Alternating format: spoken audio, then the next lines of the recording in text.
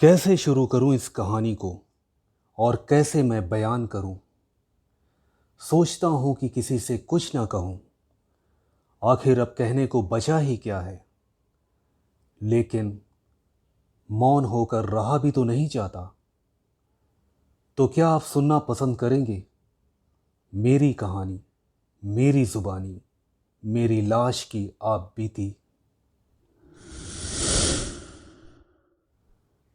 एक दिन सरेआम सड़क के किनारे कुछ गुंडों ने बड़ी बेरहमी से पीट पीट कर मेरी हत्या कर दी। गांधी जी के 3 बंदरों वाले उपदेश का भली भांति पालन करते हुए लोगों ने इस पूरी घटना को ना तो देखा, ना सुना, ना ही इसके बारे में किसी से कुछ कहा। मरने से पहले मैं 3 घंटे तक वहीं पड़ा तड़पता रहा। उस बीच कई लोग गुजरे, लेकिन किसी ने एम्बुलेंस बुलाने तक की जहमत ना उठाई। एक व्यक्ति पास आया, मुझे उसमें भगवान नजर आया। वो मेरे पास आया, मेरे सिर पर हाथ रखा, मुझे हिलाया और फिर जल्दी से मेरा पर्स और मोबाइल लेकर चलता बना। मैं कुछ बोल पाने की स्थिति में नहीं था। फिर किसी ने मेरी अंगूठी उतार दी तो कोई घड़ी लेकर चलता बना। लोग कपड़े भी ले जाते, लेकिन वे खून से सने हुए थे और फट भी गए थे। मैं तड़पता तड़पता मर गया, लेकिन किसी को मुझ पर दया ना आई। सूरज भी बड़ी बेहयाई से मुझे आंखें फाड़कर देख रहा था। लेकिन फिर कहीं से बादल आए और वे मुझे तड़पता हुआ देखकर रो पड़े।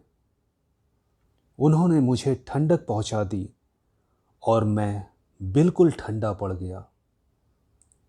कम से कम किसी ने मेरी लाश पर तो तरस खाया। फिर कोई भले मानुस ने पुलिस को कॉल किया। पुलिस की जीप आई। इंस्पेक्टर साहब की बीवी अभी शॉपिंग करके लौटी थी, सो उनके निजी सामान से जीप भरा हुआ था। 2 कांस्टेबल जो पीछे बंदरों की तरह लटके हुए थे, नाक भौं सिकोड़ते हुए मेरे पास आए। मेरे रक्त से जमीन लाल हो गई थी, जिससे उन्हें इतनी घृणा हुई कि उनको थूकना पड़ा, जिसके कुछ छींटे अंततः मेरे मुंह पर आकर गिरा। वे मेरी लाश को घसीटते हुए जीप तक ले गए। दुर्भाग्य से मेरे हाथ का एक टुकड़ा वहीं पीछे पड़ा रह गया। उन्होंने मुझे जीप के ऊपर डालकर रस्सी से बांध दिया, क्योंकि जीप के अंदर तो मेरे लिए कोई जगह ही नहीं थी। आप सोच रहे होंगे कि एम्बुलेंस को भी तो बुलाया जा सकता था। हाँ, उन्होंने एम्बुलेंस बुलाई थी, मगर एम्बुलेंस डॉक्टर साहब के बेटे के दोस्तों को घुमाने में लगी थी। खैर, लाश को अच्छी तरह बांध दिया गया था। कलाई से टूटा एक हाथ का टुकड़ा जो वहीं पड़ा रह गया था, उस पर पुलिस की नज़र नहीं पड़ी। मेरे ख्याल से वो वहीं पड़ा रहा होगा, जिसे बाद में कुत्तों ने नोच लिया होगा। मेरी लाश को अस्पताल पहुंचाया गया।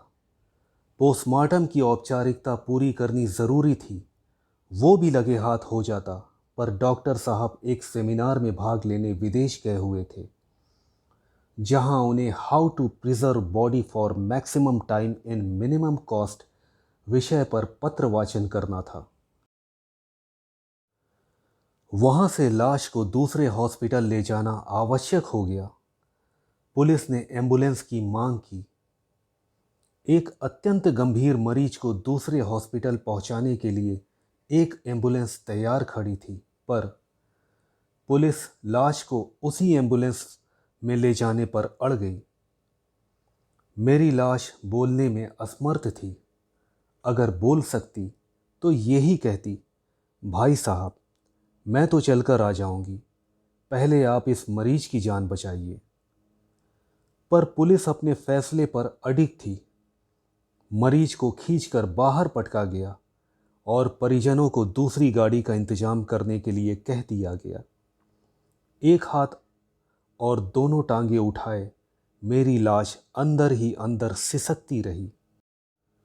एम्बुलेंस में ठूस कर मुझे वे दूसरे हॉस्पिटल ले आए। तब तक शाम हो चुकी थी। मेरी लाश को मोर्चरी यानी कि शवगृह में फेंक दिया गया। सुबह तो हुई, पर मोर्चरी का दरवाज़ा 12 बजे तक नहीं खुला। फिर पुलिस वाले मुझे टांगों से घसीटते हुए वापस एम्बुलेंस में पटक गए।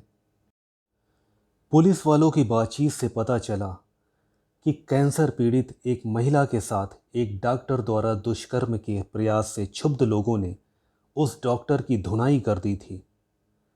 बाकी डॉक्टर्स वहां से भाग खड़े हुए थे और मैं फिर से अगले सफ़र पर निकल पड़ा। इस हॉस्पिटल में मेरे पोस्टमार्टम की तैयारी लगभग हो गई थी। तभी नेताजी का सीरियस केस आ गया। भ्रष्टाचार के केस में उनकी गिरफ्तारी होनी तय थी और वो इच्छाधारी बीमार बन गए। मेरा पोस्टमार्टम एक बार फिर से रद्द हो गया। अगले दिन से शहर के सभी डॉक्टर मारपीट के विरोध में हड़ताल पर थे। इस तरह मैं मरने के बाद विभिन्न अस्पतालों में घूमता रहा। हालांकि जब जिंदा था तब अस्पताल की ज़रूरत मुझे ज़्यादा थी। आखिरकार डॉक्टर्स की हड़ताल वापस ली गई। तब जाकर मेरा पोस्टमार्टम हुआ। ये तो सिद्ध हो चुका था कि गहरी चोटों की वजह से मेरी मौत हुई थी, पर ये चोटें सड़क दुर्घटना का कारण बताकर मामले को रफा दफा किया गया और बगैर मेरे परिजनों की खोज खबर लिए लावारिश लाशों की तरह मेरा अंतिम संस्कार कर दिया गया। मेरे दाह संस्कार पर 21 तोपों की सलामी तो नहीं दी गई, पर गांधी जी के वे तीनों बंदर दहाड़ मार कर रो रहे थे और दूसरी तरफ मेरे हत्यारे उस जुलूस में जोर शोर से नारे लगा रहे थे जो असफल होती कानून व्यवस्था के विरोध में विपक्षी पार्टी द्वारा निकाला जा रहा था।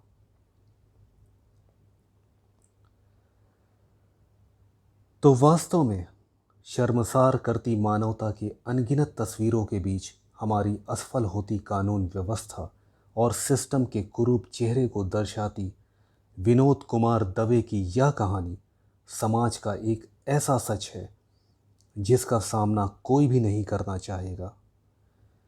यह कहानी आपको कैसी लगी, कमेंट बॉक्स में आकर आप हमें ज़रूर बताइएगा। इसी के साथ मैं दिनेश कुशवाहा आपसे विदा लेता हूँ। फिर मुलाकात होगी।